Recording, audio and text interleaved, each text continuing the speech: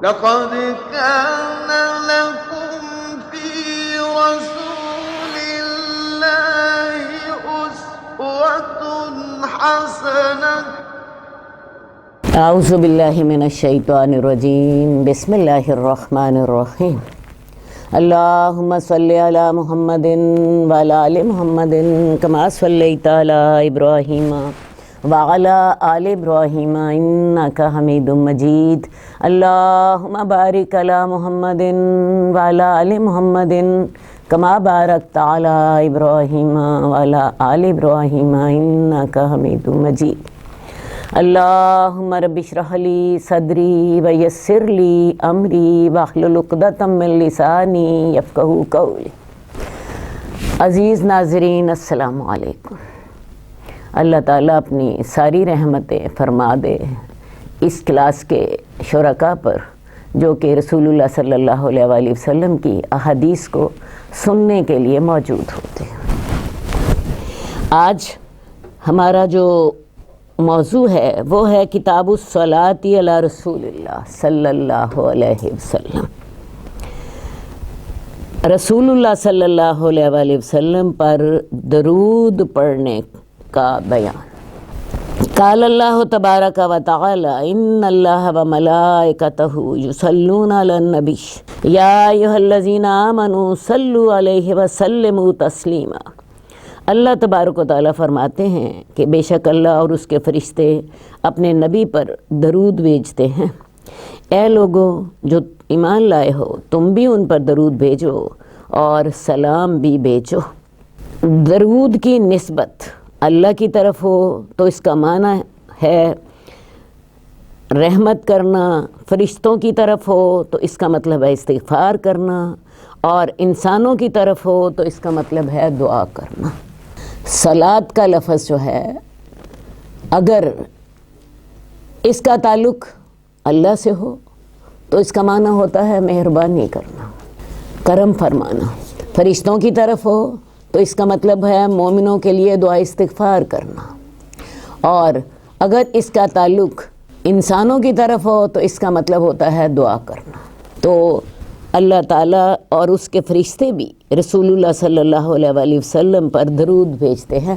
تو اللہ کے لیے یہ لفظ استعمال ہوا تو ہم کہیں گے کہ اس سے مراد یہ ہے کہ اللہ رب العزت رسول اللہ صلی اللہ علیہ وسلم پر اپنا کرم فرماتے ہیں، مہربانی فرماتے ہیں، اور فرشتوں کی طرف اس کا انتساب ہو تو فرشتے آپ کے لیے دعا کرتے ہیں، استغفار کی دعا کرتے ہیں۔ اگر انسانوں کی طرف ہو تو اس کا مطلب ہوتا ہے رحمت کی دعا کرنا۔ اے ایمان والو تم بھی ان پر درود بھیجا کرو اور سلام بھیجا کرو۔ حدیث نمبر 1399 عبداللہ بن مسعود سے روایت ہے، رسول اللہ صلی اللہ علیہ وسلم نے فرمایا قیامت والے دن میرے سب سے زیادہ قریب وہ شخص ہوگا جو لوگوں میں سے مجھ پر سب سے زیادہ درود بھیجنے والا ہوگا۔ رسول اللہ صلی اللہ علیہ وآلہ وسلم پر درود بھیجنا اتنی بڑی نیکی ہے کہ اللہ رب العزت اس کا خود بھی اہتمام فرماتے ہیں۔ ابھی ہم نے آیت پڑھی کہ اللہ رب العزت خود بھی اپنے نبی پر صلاۃ بھیجتے ہیں، ان کے فرشتے بھی بھیجتے ہیں، ایمان والوں کو بھی حکم ہے۔ تو اس نیکی کا اجر کیا ہے میں آپ کو پہلے کئی دفعہ بتا چکی ہوں کہ انسان جب کوئی بھی نیکی کرتا ہے تو ہر نیکی کا اجر کم از کم 10 گنا ہوتا ہے۔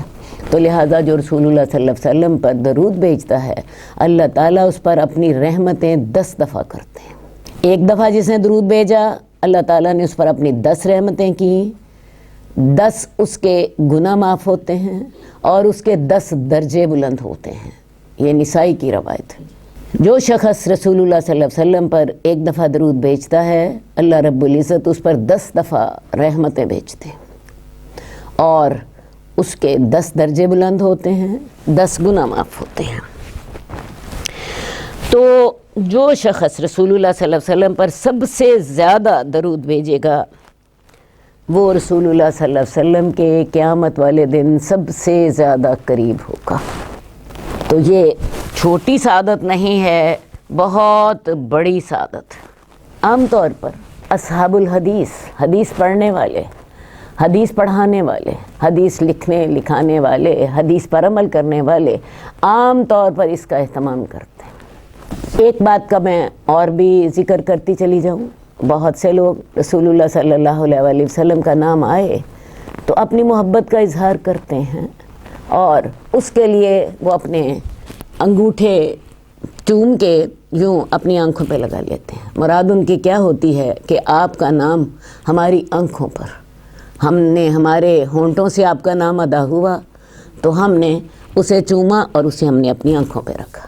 تو میں آپ کو یہ بتانا چاہوں گی کہ یہ سنت نہیں ہے۔ جس شخص نے یہ کام کیا اور درود نہ بھیجا تو اس کا درود ادا نہ ہوا۔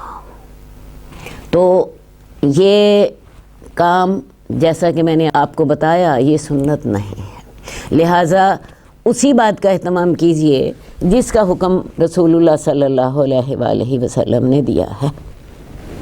رسول اللہ صلی اللہ علیہ وآلہ وسلم پر جتنا بھی زیادہ درود بھیجیں گے اتنی ہی زیادہ نیکیاں آپ کے حصے میں آئیں گی۔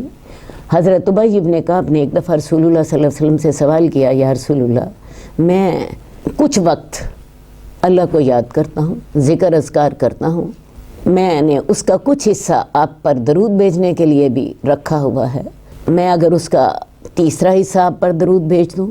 آپ نے فرمایا اچھی بات ہے، لیکن اگر تم زیادہ کر لو تو بہتر ہے۔ وہ کہنے لگے یا رسول اللہ کیا میں آدھا حصہ آپ پر درود بھیجنے کے لیے مختص کر دوں؟ رسول اللہ صلی اللہ علیہ وسلم نے کہا اس سے زیادہ کر لو تو بہتر ہے۔ وہ کہنے لگے یا رسول اللہ سارا وقت ہی آپ پر درود بھیجنے کے لیے خاص کر دوں؟ آپ نے فرمایا بہتر ہے، اور ساتھ ہی آپ نے فرمایا تب تیرے گناہ معاف ہو جائیں گے اور تیری ساری مشکلات بھی اللہ دور فرما دے گا۔ تو لہٰذا درود پڑھنے سے گناہ بھی معاف ہو جاتے ہیں، مغفرت بھی ہو جاتی ہے، اور اللہ تعالیٰ پریشانیوں سے نجات بھی عطا فرما دیتے ہیں۔ باقی اس کا جو اجر میں نے ابھی آپ کو بتایا، ایک شخص ایک دفعہ درود بھیجتا ہے اللہ اس پہ 10 رحمتیں بھیجتے ہیں، 10 گناہ معاف ہوتے ہیں، 10 درجے بلند ہوتے ہیں۔ اور رسول اللہ صلی اللہ علیہ وسلم کے قیامت والے دن سب سے زیادہ قریب وہ شخص ہوگا جو آپ پر سب سے زیادہ درود بھیجتا ہوگا۔ تو لہٰذا درود بھیجنے کے فوائد کیا ہیں؟ آپ کے گناہ معاف ہو جاتے ہیں، آپ اللہ کے قریب ہو جاتے ہیں، آپ کی ساری پریشانیاں دور ہو جاتی ہیں، آپ کے دل کو سکون ملتا ہے۔ حدیث نمبر 1400 حضرت اوس بن اوس سے روایت ہے، رسول اللہ صلی اللہ علیہ وسلم نے فرمایا تمہارے دنوں میں سب سے افضل جمعہ کا دن ہے، اس میں تم مجھ پر کثرت سے درود بھیجا کرو کیونکہ تمہارا درود مجھ پر پیش کیا جاتا ہے۔ صحابہ نے پوچھا یا رسول اللہ آپ پر ہمارا درود کس طرح پیش کیا جائے گا؟ آپ نے فرمایا اللہ تعالیٰ نے انبیاء علیہ السلام کے مبارک جسموں کو زمین پر حرام کر دیا ہے۔ اب جمعہ والا دن تمام دنوں میں مبارک ہے، اسی لیے اس میں جمعہ کی نماز بھی رکھی گئی، جمعہ کا خطبہ بھی رکھا گیا۔ تو جمعہ والے دن زیادہ درود بھیجنے کا حکم ہے کیونکہ جمعہ والے دن ایک گھڑی ہوتی ہے جس میں دعا زیادہ قبول ہوتی ہے، اور یہ گھڑی عصر سے لے کے مغرب تک کے درمیان ہوتی ہے، اور اسی وقت میں آپ پر زیادہ درود بھیجنا چاہیے۔ تو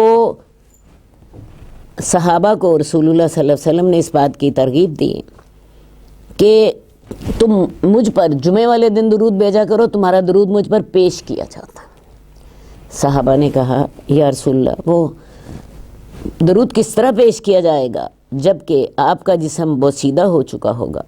تو رسول اللہ صلی اللہ علیہ وسلم نے جواب دیا اللہ تعالیٰ نے انبیاء علیہ السلام کے مبارک جسموں کو زمین پر حرام کر دیا ہے۔ ہم کسی بھی میت کو دفن کرتے ہیں تو کچھ دیر بعد مٹی اس کے جسم کو کھا جاتی ہے، لیکن یہ حدیث ہمیں واضح کر رہی ہے کہ انبیاء کے جسموں کو مٹی نہیں کھاتی، انبیاء کے جسم اسی طرح باقی رہتے ہیں جیسے وہ فوت ہونے کے وقت تھے۔ تو رسول اللہ صلی اللہ علیہ وآلہ وسلم پر جب ہم درود بھیجتے ہیں تو ہمارا درود آپ پر پیش کیا جاتا ہے۔ اور रसूलुल्लाह सल्लल्लाहु अलैहि वसल्लम उसका जवाब भी देते हैं। रसूलुल्लाह सल्लल्लाहु अलैहि वसल्लम उसका जवाब भी देते हैं। हम आगे इसकी मज़ीद तफसील भी पढ़ेंगे इंशाअल्लाह। हदीस नंबर 1402 हज़रत औस बिन औस से ही रवायत है, रसूलुल्लाह सल्लल्लाहु अलैहि वसल्लम ने फरमाया, तुम मेरी कब्र को ईद मत बनाना, मुझ पर दरूद भेजो, क्योंकि तुम जहाँ कहीं भी हो तुम्हारा दरूद मुझे पहुँच जाता है। ईद बनाने से क्या मुराद है? इस तरह का इज्तिमा ना करना जैसे हमारे यहाँ एक गिरोह बुज़ुर्गों की कब्रों पर सालाना उर्स बनाकर इज्तिमा करता है।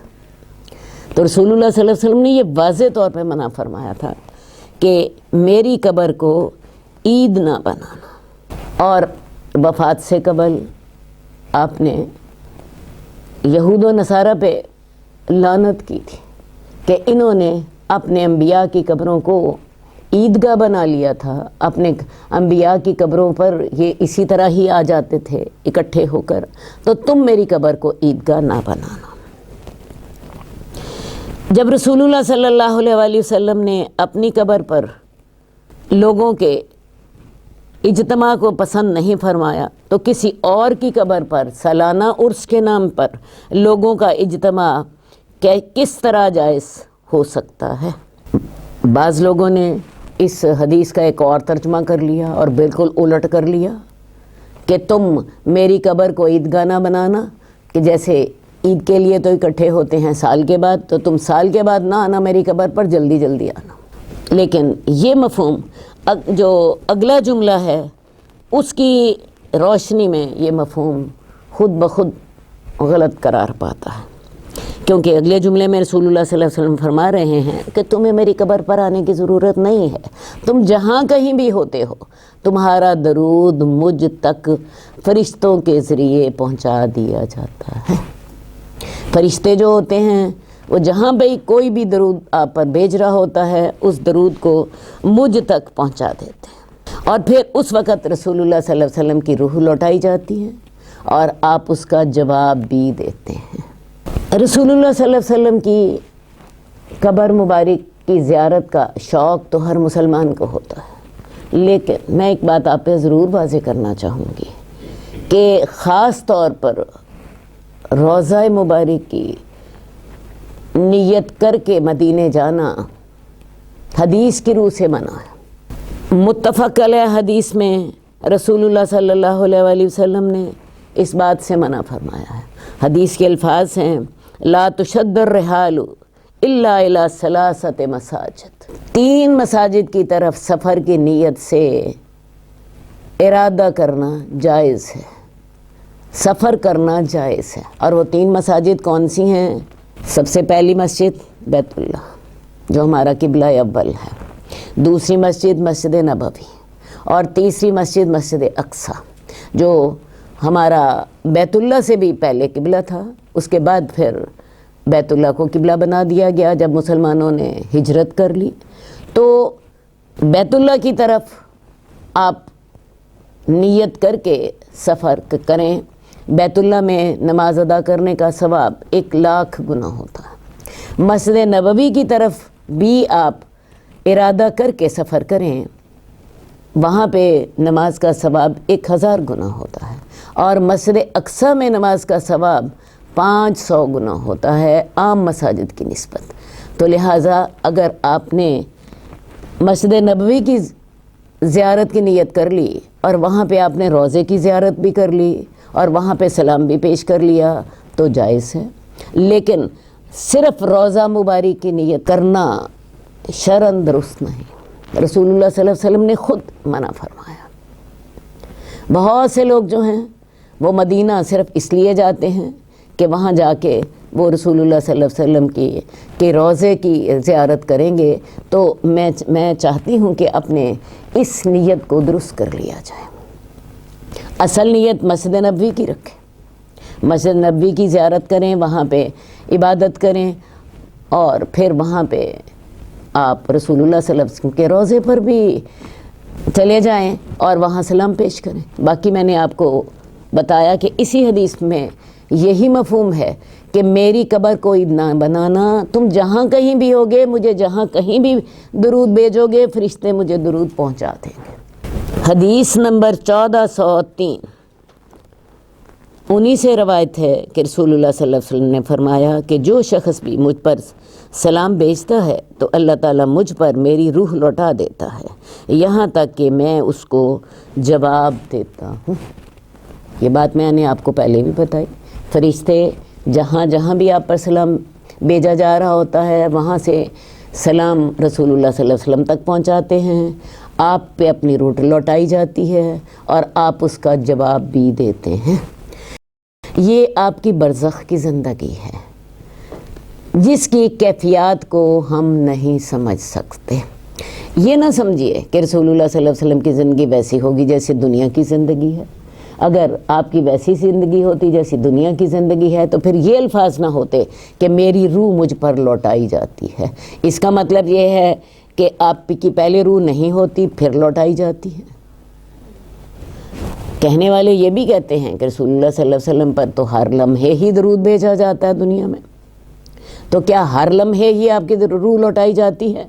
تو ہم اس کے لیے یہ کہیں گے کہ یہ معاملات متشابہات میں سے ہیں جن کی کیفیات کو ہم نہیں جانتے۔ ہاں، پیچھے ہم نے یہ پڑھا کہ انبیاء کے جسم کو مٹی نہیں کھاتی، یہ بھی پڑھا کہ اللہ کے رسول خود نہیں سنتے، فرشتے ان تک درود پہنچاتے ہیں، یہ بھی پڑھا آپ کی روح دوبارہ لوٹائی جاتی ہے اور آپ اس کا جواب دیتے ہیں۔ تو یہ جو زندگی ہے یہ وہ زندگی نہیں ہے جو ہماری دنیا کی زندگی ہوتی ہے، یہ عالم برزخ کی زندگی ہے اور یہ متشابہات میں سے ہم اس کی کیفیت کو نہیں جانتے، ایمان اس پہ لاتے ہیں جیسے حدیث میں ہم نے پڑھا، ہم ایمان لے آئے۔ اب اس کی کیفیات کیا ہے ہم اس کی ڈیٹیل میں نہیں جاتے کیونکہ ہم اسے نہیں سمجھ سکتے، وہ عالم برزخ کی زندگی ہے۔ ایک بات میں پھر بھی آپ سے کہوں گی، شاید اسے تھوڑی سی بات سمجھ آ جائے۔ حدیث میں آتا ہے کہ قبر یا تو دوزخ کے گڑھوں میں سے ایک گڑھا ہے یا جنت کے باغوں میں سے ایک باغ ہے۔ اس حدیث سے ہمیں یہ پتہ چلتا ہے کہ ہر انسان اپنی قبر میں یا تو جنت کی نعمتوں سے لطف اندوز ہو رہا ہوتا ہے یا دوزخ کے عذابوں سے، کیونکہ دوزخ کے گڑھوں میں سے ایک گڑھا قبر ہے یا وہ جنت کے باغوں میں سے ایک باغ ہے۔ اس کا مطلب ہے ہر انسان ہی کسی نہ کسی انداز میں قبر میں زندہ ہوتا ہے۔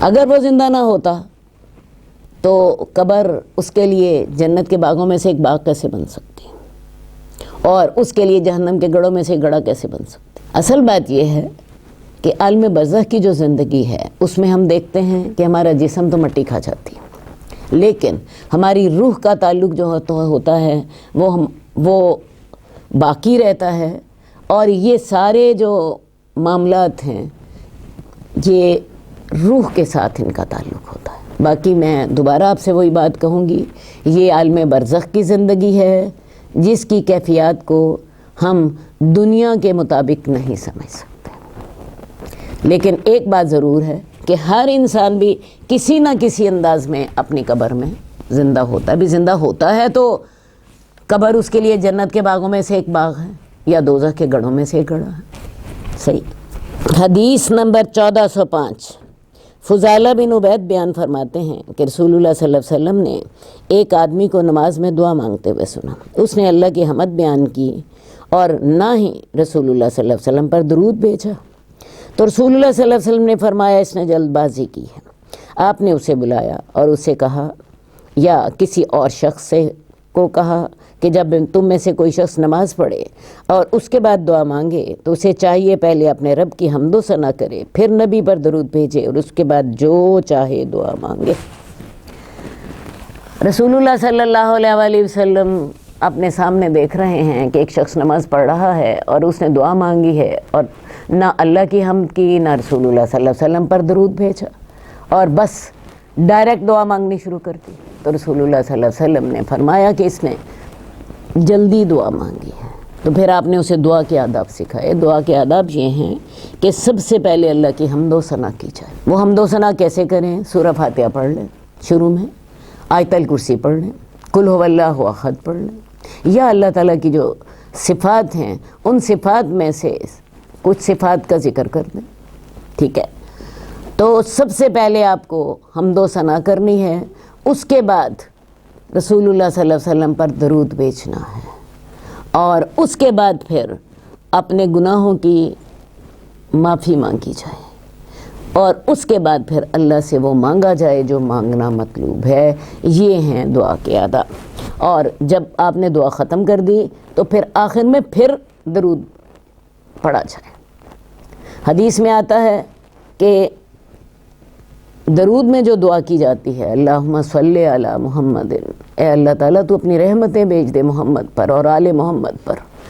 اور اسی طرح اللہم بارک علی محمد وعلی آل محمد، اللہ برکتیں بھیج دے محمد صلی اللہ علیہ وآلہ وسلم پر اور ان کی آل پر، جیسا کہ تو نے حضرت ابراہیم پر بھیجی. تو یہ جو دعا ہے یہ دعا ضرور قبول ہوتی ہے.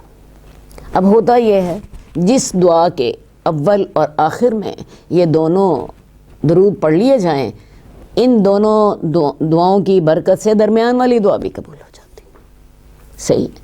تو لہٰذا دعا کے آداب یہ ہوئے، سب سے پہلے اللہ کی تعریف کریں، اس کے بعد رسول اللہ صلی اللہ علیہ وآلہ وسلم پر درود بھیجیں، اس کے بعد اپنے گناہوں کی معافی مانگیں، اور اس کے بعد پھر اللہ سے جو آپ نے سوال کرنا ہے وہ سوال کریں، اور آخر میں پھر درود بھیجیں. تشہد میں اس کی مثال ہمیں ملتی ہے. تشہد میں جب ہم بیٹھتے ہیں تو ہم سب سے پہلے التحیات للہ والصلوات والطیبات کہہ کر اپنی عاجزی کا اظہار کرتے ہیں، اور اس کے بعد سلام بھیجتے ہیں، اور اس کے بعد پھر ہم اللہم صلی علی محمد وعلی آل محمد درود بھیجتے ہیں. اس کے بعد ہمیں حکم ہے اب تم دعا کر سکتے ہو سلام پھیرنے سے قبل، جتنی چاہو دعا کر لو. تو دعا کا یہ طریقہ ہمیں رسول اللہ صلی اللہ علیہ وآلہ وسلم نے سمجھایا ہے. سلام پھیرنے سے قبل، تشہد اور درود کے بعد دعائیں مانگنے کا حکم ہے. حدیث نمبر 1407 حضرت ابو مسعود سے روایت ہے، ہمارے پاس رسول اللہ صلی اللہ علیہ وسلم تشریف لائے جب کہ ہم سعد بن عبادہ کی مجلس میں بیٹھے ہوئے تھے. تو آپ سے بشیر بن سعد نے پوچھا، یا رسول اللہ، اللہ تعالیٰ نے ہمیں آپ پر درود پڑھنے کا حکم دیا ہے تو ہم آپ پر کیسے درود پڑھیں؟ رسول اللہ صلی اللہ علیہ وآلہ وسلم خاموش رہے، یہاں تک کہ ہم نے آرزو کی کہ بشیر بن سعد آپ سے سوال ہی نہ کرتے. پھر رسول اللہ صلی اللہ علیہ وسلم نے فرمایا، یہ پڑھا کرو، اللہم صلی علی محمد وعلی آل محمد کما صلیت علی ابراہیم وعلی آل ابراہیم وبارک علی محمد وعلی آل محمد کما بارکت علی ابراہیم انک حمید مجید. اور آپ نے یہ بھی فرمایا کہ سلام تم نے ایسے پڑھنا ہے جیسا کہ تم جانتے ہو. جب ہم نماز پڑھتے ہیں تشہد میں تو آپ دیکھیے ہم رسول اللہ صلی اللہ علیہ وآلہ وسلم پر کیسے سلام بھیجتے ہیں. التحیات للہ والصلوات والطیبات السلام علیک ایھا النبی، آپ پر سلامتی ہو، آپ پر سلام ہو اے نبی. تو رسول اللہ صلی اللہ علیہ وسلم پر ہم نے نماز کے اندر سلام تو بھیج دیا، اور پھر اس کے بعد ہم درود آورہ بھیجتے ہیں، اللہم صلی علی محمد، پورا درود آخر تک، اور پھر اللہم بارک علی محمد حمید مجید تک. تو سلام بھی ہم التحیات میں آپ پر بھیجتے ہیں اور اس پر درود بھی بھیجتے ہیں. اور یہی طریقہ ہمیں رسول اللہ صلی اللہ علیہ وسلم نے سمجھایا ہے. اب بعض لوگوں کا طریقہ یہ ہے کہ وہ اذان سے پہلے الصلاۃ والسلام علیک یا رسول اللہ، اس طریقے سے آپ پر سلام بھیجتے ہیں. بات یہ ہے درود بھیجنا بہت بڑی نیکی ہے، لیکن ہمیں یہ اسی طرح نیکی کرنی ہے جیسے ہمیں رسول اللہ صلی اللہ علیہ وسلم نے سکھائی، ورنہ یہ سنت نہیں رہے گی. اذان سے پہلے الصلاۃ والسلام علیک یا رسول اللہ رسول اللہ صلی اللہ علیہ وآلہ وسلم سے ثابت نہیں ہے. ہمیں ہر نیکی اس انداز میں کرنی ہے، اس موقع پہ کرنی ہے، اتنی تعداد میں کرنی ہے، اگر اس تعداد کا ذکر ہے جیسی رسول اللہ صلی اللہ علیہ وسلم نے ہمیں سکھائی، اور اگر ہم اس میں کوئی کمی یا زیادتی کر دیتے ہیں تو ہم سنت کا حق ادا نہیں کرتے۔ تو لہٰذا رسول اللہ صلی اللہ علیہ وسلم پر سلام بھی بھیجیں، درود بھی بھیجیں، لیکن اسی طرح بھیجیں جس طرح ہمیں نماز کے اندر سکھایا گیا۔ ایک اور سوال پیدا ہوتا ہے، بہت سے درود ہمیں ملتے ہیں، درود تنجینہ، درود جمیلہ، درود تاج، کوئی اور بھی اسی طرح کے مختلف ناموں کے درود ہیں۔ ان میں سے بہترین درود جو ہے وہی ہے جو کہ ہم نماز میں پڑھتے ہیں، جس کو ہم کہتے ہیں درود ابراہیمی۔ ویسے احادیث میں بھی کئی ایسے درود ہیں جن کے الفاظ تھوڑے سے فرق ہیں۔ مثال کے طور پہ ایک درود میں آتا ہے اللہم صلی علی محمد وعلی ازواجہ وذریاتہ کما صلیت علی ابراہیم۔ ازواجہ وذریاتہ کے لفظ اس میں زیادہ ہیں درود ابراہیمی سے۔ اسی طرح کچھ اور احادیث میں مختلف الفاظ کے ساتھ بھی درود آتے ہیں، لیکن ان میں سے سب سے زیادہ بہترین یا سب سے زیادہ اوتھینٹک یا سب سے زیادہ معیاری آپ سمجھ لیجئے وہی درود ہے جس کو نماز کے لیے رسول اللہ صلی اللہ علیہ وآلہ وسلم نے منتخب فرمایا ہے۔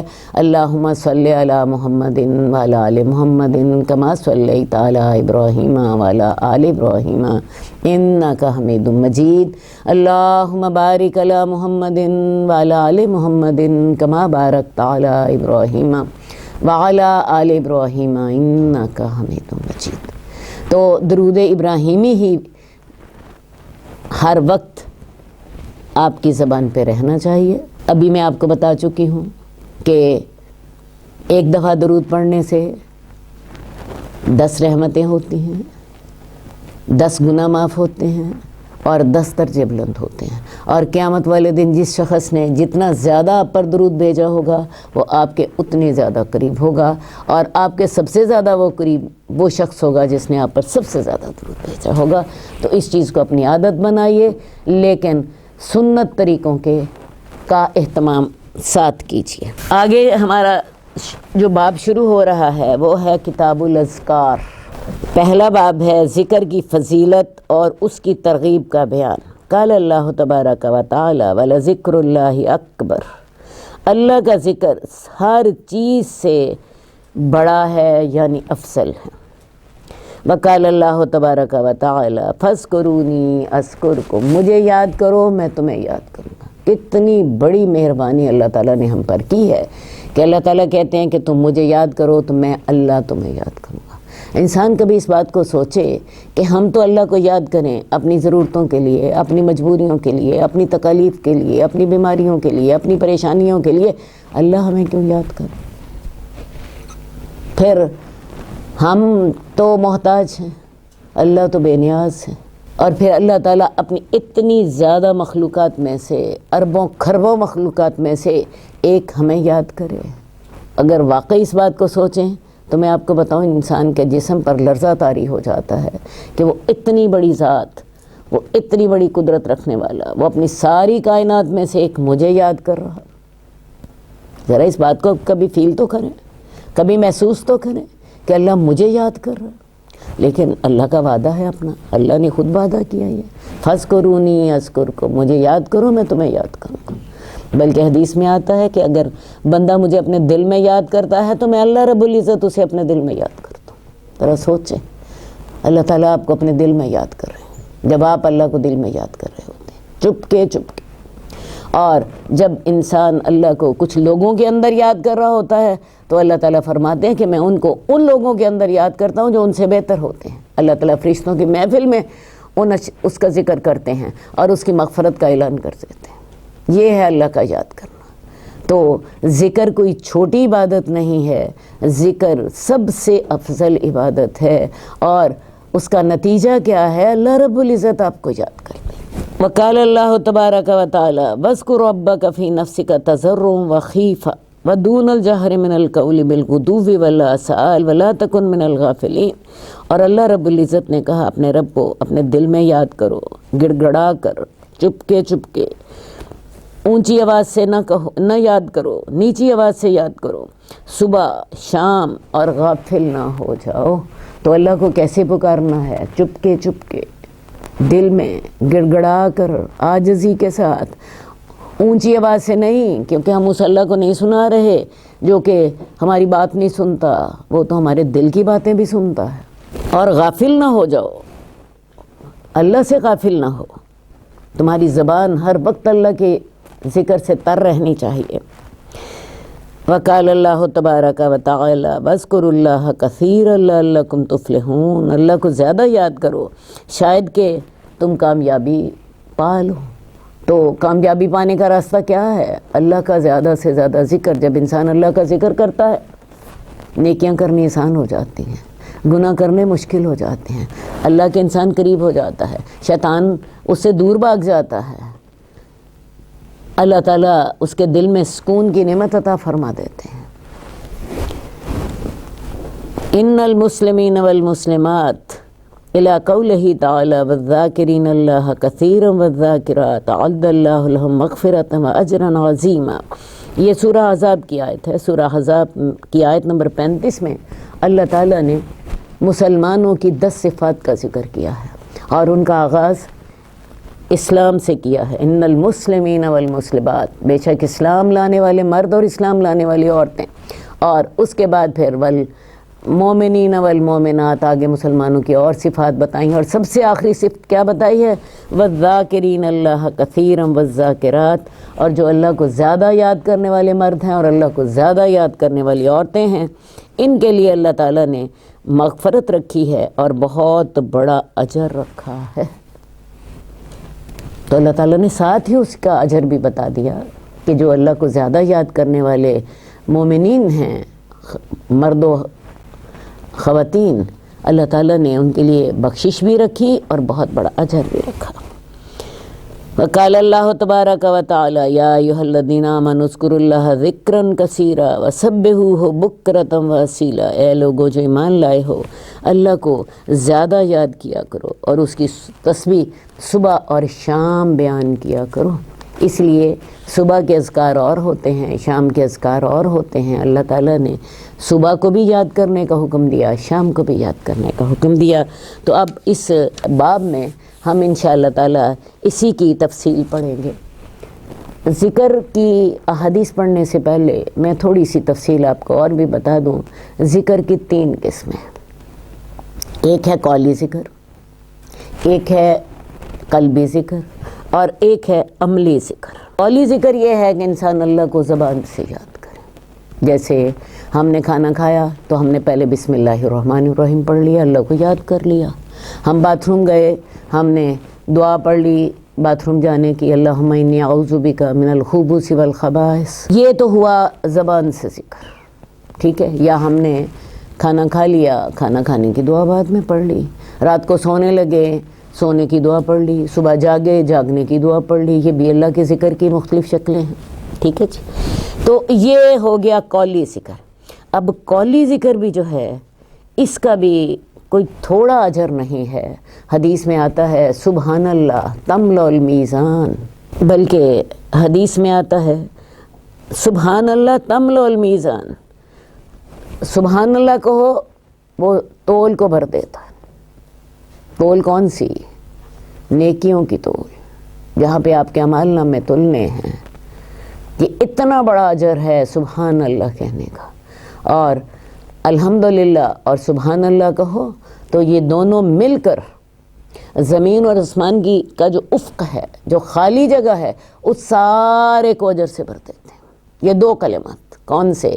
سبحان اللہ والحمدللہ، اتنا بڑا اجر رکھا ہے اللہ تعالیٰ نے یہ قولی ذکر کا بھی۔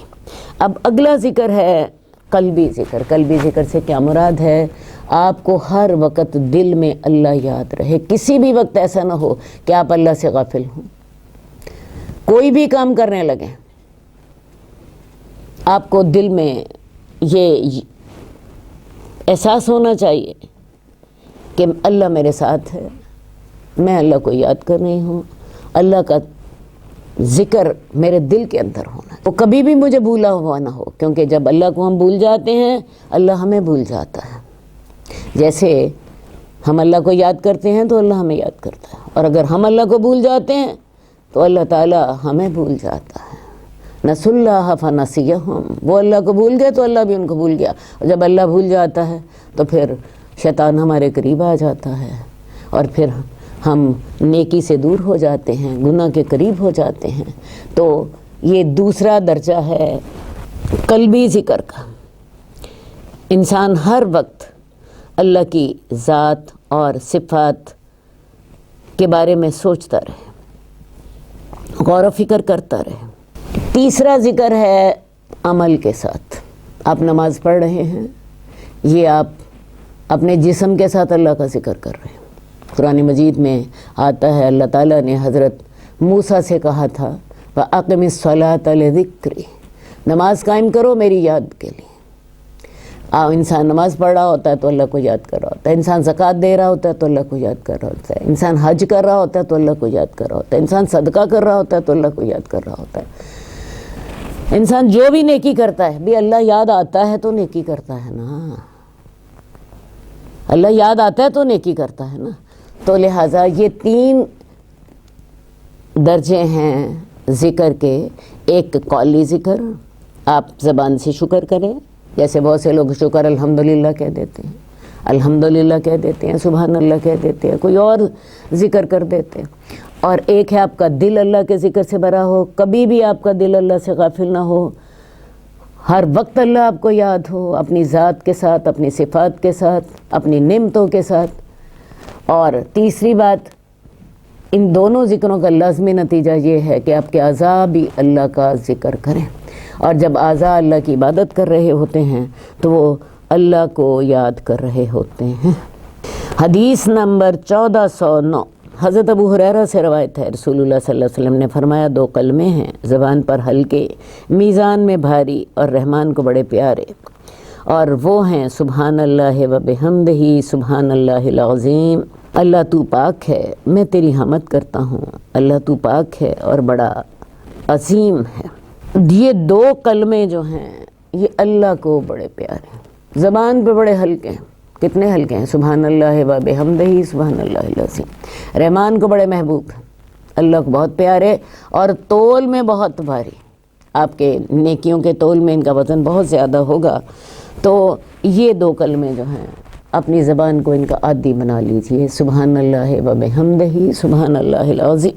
اسی طرح آپ 100 دفعہ سبحان اللہ پڑھ لیں، 1000 گناہ معاف ہو جاتے ہیں، 1000 نیکیاں آپ کو ملتی ہیں۔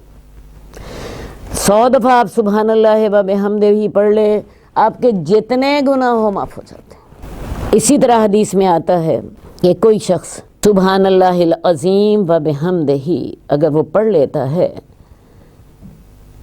تو اس کا جنت میں کھجور کا درخت لگ جاتا ہے۔ دوبارہ میری بات سن لیجئے، سبحان اللہ العظیم و بحمدہ، جو شخص 1 دفعہ پڑھ لیتا ہے، اللہ پاک ہے، بڑا عظیم ہے، میں اس کی تعریف کرتا ہوں، اس کا جنت میں ایک کھجور کا درخت لگ جاتا ہے۔ اب جب جنت میں کھجور کا ایک درخت لگ جاتا ہے تو اسی کے اندر یہ خوشخبری بھی پوشیدہ ہے، آپ جنت کے اتنے حصے کے مالک ہو جاتے ہیں جہاں پہ وہ کھجور کا درخت لگا ہے نا۔ تو لہٰذا یہ سبحان اللہ العظیم و بحمدہ، اتنی بات کہنے سے ہی آپ کا جنت میں کھجور کا ایک درخت لگ جاتا ہے۔ میں پہلے آپ کو بتا چکی ہوں کہ سبحان اللہ تملأ المیزان، سبحان اللہ اور الحمدللہ زمین اور آسمان کے درمیانی افق کو بھر دیتے ہیں۔ اسی طرح سبحان اللہ و بحمدہ 100 دفعہ کہیں، جتنے مرضی گناہ ہو معاف ہو جاتے ہیں۔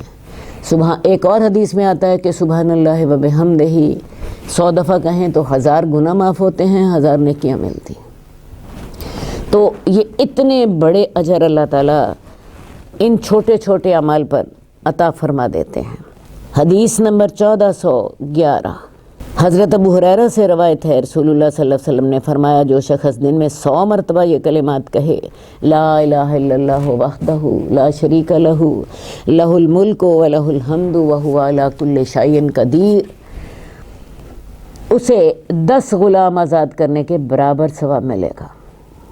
اس کے لیے 100 نیکیاں لکھی جائیں گی، اس کی 100 برائیاں مٹا دی جائیں گی، اور یہ کلمات اس کے لیے اس دن شام تک شیطان سے بچاؤ کا ذریعہ ہوں گے۔ اب دیکھنے کو تو یہ کوئی بڑا ذکر نہیں ہے، لیکن اس کے فوائد بے شمار ہیں۔ لا الہ الا اللہ وحدہ لا شریک لہ لہ الملک ولہ الحمد وہو علی کل شیء قدیر، اللہ کے سوا کوئی اور نہیں ہے، وہ اکیلا ہے، اس کا کوئی شریک نہیں، اسی کی بادشاہی ہے، اسی کے لیے حمد ہے، اور وہ ہر چیز پر قادر ہے۔ تو اس کے رسول اللہ صلی اللہ علیہ وسلم نے اس حدیث میں 6 فوائد بتائے۔ سب سے پہلی بات یہ کہ اسے 10 غلام آزاد کرنے کے برابر ثواب ملے گا، اور یہ غلام بنی اسماعیل میں سے ہوں گے جو رسول اللہ صلی اللہ علیہ وآلہ وسلم کا قبیلہ ہے۔ اس کی 100 برائیاں مٹا دی جاتی ہیں، یہ دوسرا اجر۔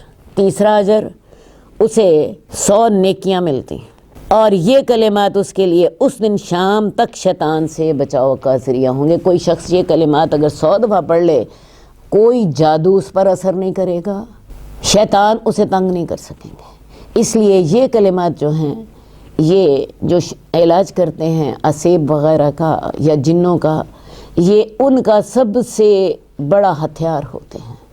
وہ جب اسیب کا مقابلہ کر رہے ہوتے ہیں تو یہ کلمات کو اپنے لیے ڈھال بنا لیتے ہیں، کیونکہ رسول اللہ صلی اللہ علیہ وسلم نے فرمایا ہے کہ جو شخص یہ کلمات جو ہیں 100 دفعہ پڑھ لے تو شام تک شیطان اس کے قریب نہیں آ سکتا، کوئی جن اسے تنگ نہیں کر سکتا، اور قیامت والے دن کوئی شخص اس سے زیادہ فضیلت والا عمل لے کر حاضر نہیں ہوگا سوائے اس شخص کے جس نے اس سے زیادہ یہ عمل کیا ہوگا۔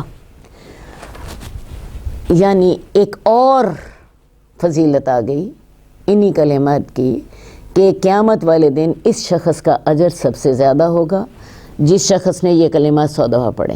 کوئی شخص اس سے آگے نہیں بڑھ سکے گا۔ ہاں، اگر کسی شخص نے 100 دفعہ سے زیادہ یہ کلمات پڑھ لیے وہ آگے بڑھ سکتا ہے۔ مثلا کسی نے 200 دفعہ پڑھ لی ہے، کسی نے 150 دفعہ پڑھ لی ہے، کسی نے 400 دفعہ پڑھ لی ہے، اس کا تو عمل اس شخص سے بڑھ جائے گا، اور کسی شخص کا عمل اس سے آگے نہیں جا سکتا۔ یہ سب سے فضیلت والا عمل ہوگا۔ اور آخری بات یہ کہ رسول اللہ صلی اللہ علیہ وسلم نے ایک اور حدیث میں یہ فرمایا کہ جس شخص نے ایک دن میں 100 مرتبہ یہ کلمات پڑھے، سبحان اللہ و بحمدہ، تو اس کے گناہ معاف کر دیے جائیں گے اگرچہ سمندر کی جاگ کے برابر ہوں۔ یہ بات میں آپ کو پہلے بھی بتا چکی ہوں پچھلی حدیث میں، تو لہٰذا یہ جو کلمات ہیں ان کلمات کو کی عادت بنائیں۔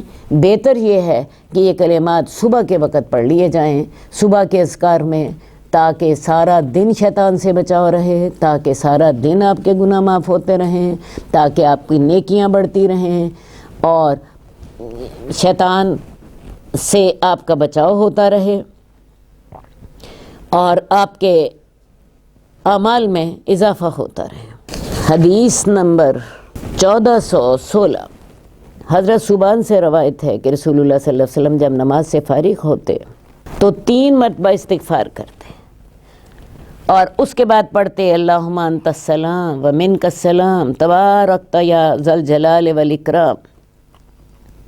امام اوزاعی سے، جو کہ اس حدیث کے راویوں میں سے ایک راوی ہیں، ان سے پوچھا گیا آپ استغفار کیسے فرماتے تھے؟ انہوں نے کہا آپ استغفر اللہ پڑھتے تھے۔ اس میں نماز کے بعد کا اذکار کا ذکر ہے۔ رسول اللہ صلی اللہ علیہ وسلم آپ کو پتہ ہے نماز باجماعت پڑھاتے تھے۔ آپ جب نماز باجماعت سے سلام پھیرتے، السلام علیکم ورحمۃ اللہ کہتے، دائیں طرف بھی اور بائیں طرف بھی، تو آپ کی سنت مبارک یہ تھی کہ آپ اللہ اکبر اونچی آواز سے کہتے، اور وہ صحابہ جو کہ پچھلی صفوں میں ہوتے انہیں نماز کے اختتام کا اندازہ آپ کے اللہ اکبر سے ہوتا، کیونکہ وہ آپ نسبتاً اونچی آواز میں کہتے۔ تو سلام پھیرنے کے بعد اللہ اکبر آپ کہتے اور اللہ اکبر کہنے کے بعد استغفر اللہ استغفر اللہ استغفر اللہ 3 دفعہ فرماتے. اور یہ میں بھی آپ کو ایک تحفہ دے رہی ہوں، یہ جب ہم نماز پڑھ کے 3 دفعہ استغفر اللہ کہتے ہیں تو ہوتا کیا ہے، اس کے ساتھ نماز کے اندر کی کوئی آپ کی غلطی ہو گئی، آپ کا کوئی دھیان چلا گیا ادھر ادھر، کوئی کمی بیشی ہو گئی، تو نماز کے وہ گناہ آپ کے یہ 3 دفعہ استغفار کرنے سے معاف ہو جاتے ہیں.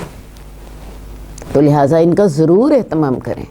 سلام پھیرنے کے بعد استغفر اللہ اس نیت سے پڑھیں کہ اللہ تعالیٰ میری نماز کے اندر کوئی کمی رہ گئی، کوئی کوتاہی ہو گئی، کوئی غفلت ہو گئی، کوئی خشوع میں کمی ہو گئی، اللہ تعالیٰ میں تیرے سے اس کے لیے استغفار کرتا ہوں.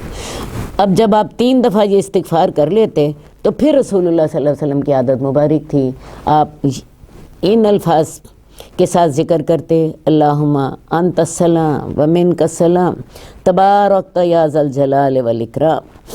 اور اس کے علاوہ رسول اللہ صلی اللہ علیہ وآلہ وسلم یہ بھی ذکر کرتے لا الہ الا اللہ وحدہ لا شریک لہ لہ الملک و لہ الحمد وہو علی کل شیء قدیر، جس کو ہم پیچھے پڑھ کر آئیں.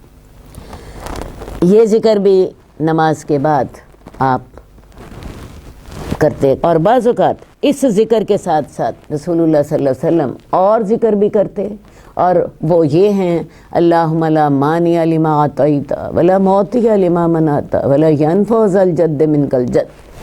اللہ جس کو تو دے اس کو کوئی روک نہیں سکتا، اور جس کو تو نہ دے اس کو کوئی دے نہیں سکتا، اور تیرے مقابلے میں کسی شان والے کی شان فائدہ نہیں دیتی.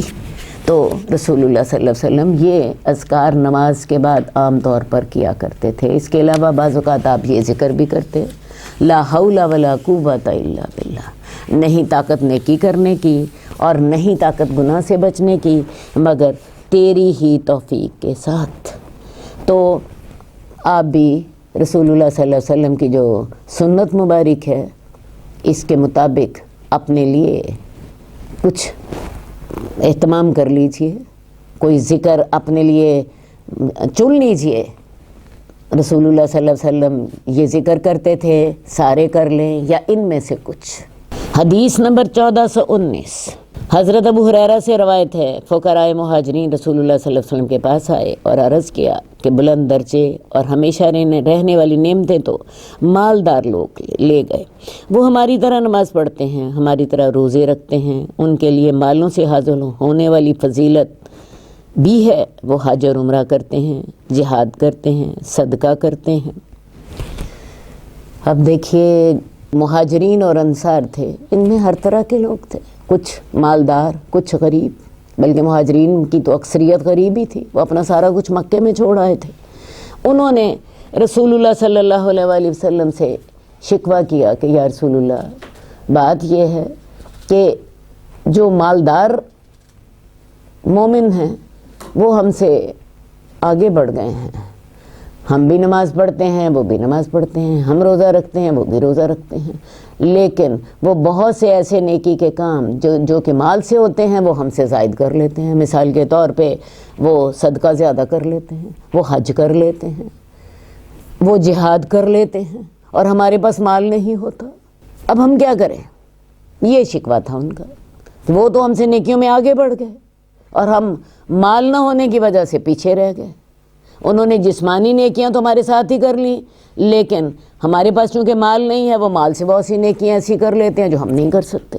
اب رسول اللہ صلی اللہ علیہ وآلہ وسلم نے انہیں بڑے سمجھداری کے ساتھ، بڑی حکمت کے ساتھ آپ نے انہیں جواب دیا. آپ نے فرمایا کیا میں تمہیں ایسی چیز نہ بتاؤں جس کے ذریعے سے تم اپنے سے پہلوں کو پالو اور اپنے بعد آنے والوں سے بڑھ جاؤ، اور تم سے زیادہ افضل کوئی نہ ہو مگر وہی شخص جو تمہاری ہی طرح کا عمل کرے. یعنی میں تمہیں ایک ایسا عمل بتاؤں گا جو لوگ تم سے آگے بڑھ گئے ہیں تم ان سے آگے بڑھ جاؤ گے، تم ان سے بھی آگے بڑھ جاؤ گے. ہاں اگر کسی شخص نے وہی عمل کر لیا تو پھر تو تم اس سے آگے نہیں بڑھ سکو گے، لیکن میں تمہیں ایک ایسا عمل بتاؤں گا کہ جو ایسی نیکی بتاؤں گا جس کے ساتھ تم سے نیکیوں میں لوگ سبقت لے گئے ہیں تم ان سے آگے بڑھ جاؤ گے. اب ظاہر ہے اس انداز میں جب مہاجرین کو رسول اللہ صلی اللہ علیہ وسلم نے بتایا تو انہیں بڑی تسلی ہوئی۔ آپ نے انہیں اب دیکھیے کہ کیا بتایا۔ انہوں نے کہا یا رسول اللہ کیوں نہیں، ہمیں ضرور بتائیے۔ آپ نے فرمایا تمہاری نماز کے بعد 33 مرتبہ سبحان اللہ، 33 مرتبہ الحمدللہ اور 33 مرتبہ اللہ اکبر پڑھا کرو۔ اور یہ وہی تسبیحات ہیں جو نماز کے بعد ہم اپنے ہاتھوں پہ ان کو کرتے ہیں، تو ان تسبیحات کا اتنا زیادہ اجر ہے کہ ان کے ساتھ جو ہم سے آگے بڑھنے والے لوگ ہیں، ہم ان سے یہ تسبیحات کر کے زیادہ آگے بڑھ سکتے ہیں۔ ہاں اگر وہ بھی یہی تسبیحات کرنے لگے پھر نہیں آگے بڑھ سکتے، ظاہر ہے، کیونکہ انہوں نے بھی وہی عمل کر لیا جو ہم کر رہے ہیں۔ اب ہوا کیا کہ صحابہ جو تھے بڑے مطمئن ہو گئے، انہوں نے کیا کیا، جاتے ہی 33 دفعہ سبحان اللہ، 33 دفعہ الحمدللہ، 33 دفعہ اللہ اکبر کہنا شروع کر دیا۔ اب ہوا کیا کہ امیر صاحبہ کو بھی اس بات کا پتہ لگ گیا، انہوں نے بھی یہی عمل کرنا شروع کر دیا، یعنی انہوں نے اپنے جو مال کے ساتھ ان کی نیکیاں تھیں وہ بھی کرتے رہے اور ساتھ یہ عمل بھی انہیں پتہ لگ گیا۔ اس سے آپ کو ایک بات کا ضرور اندازہ ہوتا ہے کہ صحابہ میں نیکی میں سبقت لے جانے کا کتنا زیادہ شوق تھا۔ انہیں جو ہی یہ اس عمل کا پتہ لگا، انہوں نے ہر نماز کے بعد یہ تسبیحات کرنے شروع کر دی۔ اب فقراء مہاجرین رسول اللہ صلی اللہ علیہ وسلم کے پاس دوبارہ آئے اور عرض کیا کہ یا رسول اللہ، ہمارے مالدار بھائیوں نے بھی یہ سن لیا جس پر ہم نے عمل کیا تھا، انہوں نے بھی ایسے ہی عمل کر لیا، اب کیا کریں؟ آپ نے فرمایا یہ پھر اللہ کا فضل ہے، وہ جسے چاہتا ہے عطا فرماتا ہے۔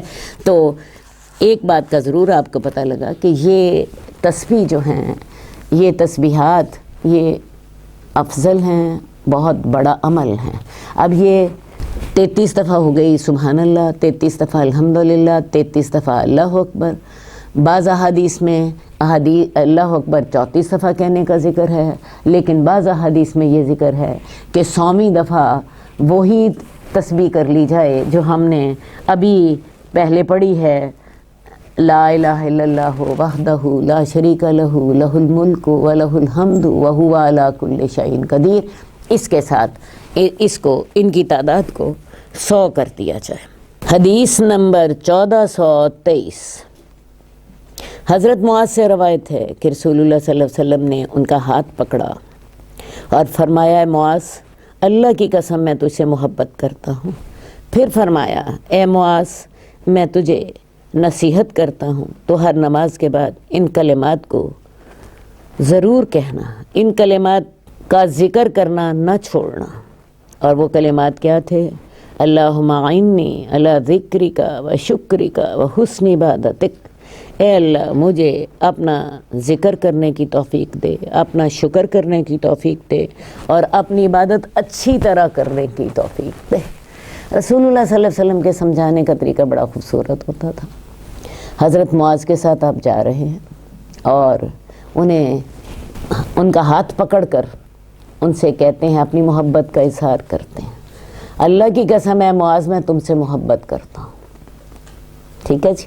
اور آپ کو پتہ ہے جب کسی کی دل میں محبت ہو تو اس کی بات اثر بڑا کرتی ہے، کیونکہ اس کے لیے پہلے دل میں نرمی پیدا ہو چکی ہوتی ہے، محبت کے جذبات پیدا ہو چکے ہوتے ہیں۔ تو اس محبت کے اظہار کے بعد رسول اللہ صلی اللہ علیہ وسلم نے انہیں کیا نصیحت کی کہ آپ یہ کلمات نماز پڑھنے کے بعد ضرور دہرایا کرو، کبھی نہ چھوڑنا۔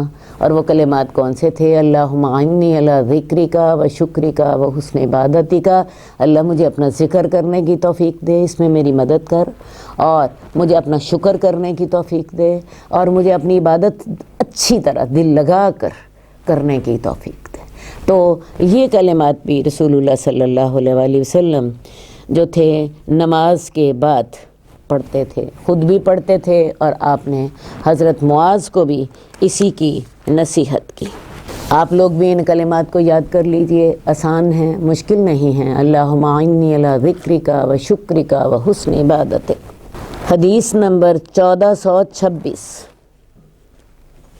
حضرت عائشہ رضی اللہ تعالیٰ عنہ فرماتی ہیں کہ رسول اللہ صلی اللہ علیہ وسلم اپنے رکوع اور سجدے میں اکثر یہ کلمات پڑھتے تھے، سبحانک اللہم ربنا و بحمدک اللہم اغفر لی۔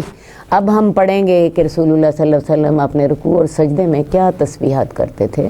جب مکہ فتح ہو گیا اور سورہ فتح نازل ہو گئی تو اللہ تعالیٰ نے آپ کو حکم دیا تھا کہ فسبح بحمد ربک واستغفرہ انہ کان توابا۔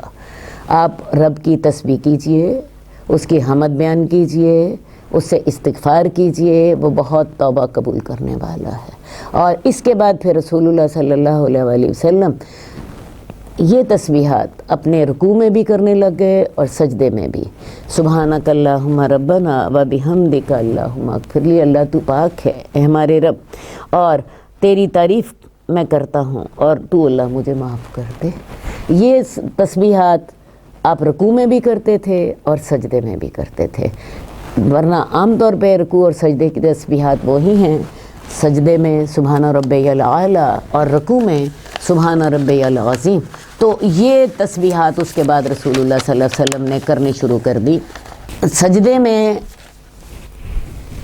عام طور پر آپ دعا بھی کرتے تھے، لیکن رکوع میں دعا کرنا منع ہے، رکوع میں دعا کرنا منع ہے، لیکن یہ تسبیحات جو ہیں اس میں دعا بھی موجود ہے۔ اور وہ یہ دعا کس طرح ہے؟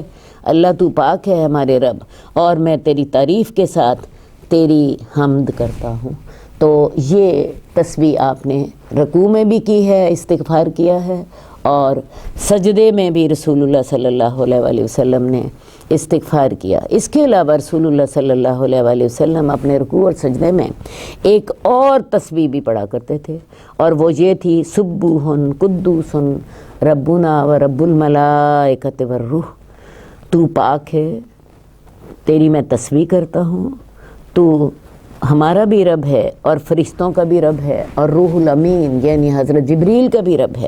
یہ تسبیح بھی رسول اللہ صلی اللہ علیہ وآلہ وسلم اپنے رکوع اور سجدے میں کرتے ہوتے تھے۔ حدیث نمبر 1428 عن ابن عباس، حضرت عباس سے روایت ہے، رسول اللہ صلی اللہ علیہ وسلم نے فرمایا رکوع میں اپنے رب کی عظمت بیان کرو۔ اسی لیے ہم رکوع میں پڑھتے ہیں سبحان ربی العظیم، پاک ہے میرا رب جو بڑی عظمت والا ہے، اور سجدے میں پوری کوشش سے گڑ گڑا کر دعا کرو، کیونکہ زیادہ امید ہے کہ تمہاری دعائیں قبول کی جائیں گی۔ سجدے میں انسان چونکہ اللہ کے سب سے زیادہ قریب ہوتا ہے، سب سے زیادہ عاجز ہوتا ہے، اور انسان کو عاجز ہونا ہی چاہیے۔ اللہ کو انسان کی عاجزی پسند ہے، سجدے میں چونکہ انسان سب سے زیادہ عاجز ہوتا ہے لہٰذا اللہ کے سب سے زیادہ قریب ہوتا ہے۔ ٹھیک ہے، تو سجدے میں دعا ضرور کرنی چاہیے۔ یہ سجدہ خواہ فرض نماز کا ہو خواہ نفل نماز کا ہو۔ اب اس کے کرنے کا طریقہ کیا ہے؟ پہلے ایسا کر لیجئے، اپنی تسبیح کر لیجئے، مثلا سبحان ربی الاعلیٰ آپ پڑھ رہی ہیں، یا آپ یہ والی تسبیح کر رہی ہیں سبحانک اللہم ربنا و بحمدک اللہم اغفر لی، 3 دفعہ پڑھ لیجئے، اس کو 3 دفعہ پڑھ لیجئے، یا سبحان ربی الاعلیٰ کو 3 دفعہ 5 دفعہ پڑھ لیجئے، اور اس کے بعد جو آپ نے دعا کرنی ہو دعا کر لیں۔ کوئی بھی دعا آپ نے کرنی ہے، اولاد کے لیے، مال کے لیے، دنیا کے لیے، آخرت کے لیے، صحت کے لیے، بیماری کے لیے، قرآن مجید سے کوئی بھی دعا آپ پڑھ سکتی ہیں۔